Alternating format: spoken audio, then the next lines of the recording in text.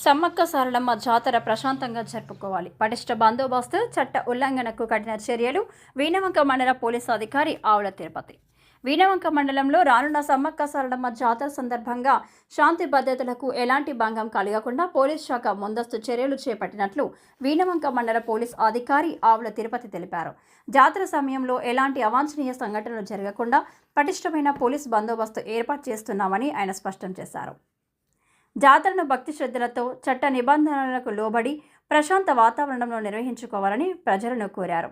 జాతర సందర్భంగా మద్యం సేవించి గొడవలకు దిగడం, అల్లర్లు సృష్టించడం, ట్రాఫిక్కు ఆటంకం కలిగించడం, మహిళలు భక్తులకు అసౌకర్యం కలిగించే చర్యలు చేస్తే వాటిని సహించబోమని హెచ్చరించారు. చట్టాన్ని అతిక్రమించి ఏ విధమైన గొడవలు, హింసాత్మక చర్యలు, రెచ్చగొట్టే వ్యాఖ్యలు లేదా సామాజిక మాధ్యమాల్లో తప్పుడు ప్రచారానికి పాల్పడితే చట్టరీత్యా కఠిన చర్యలు తప్పవని పోలీస్ అధికారి స్పష్టం చేశారు. అవసరమైతే కేసులు నమోదు చేసి బాధ్యులపై కఠినంగా వ్యవహరిస్తామని తెలిపారు.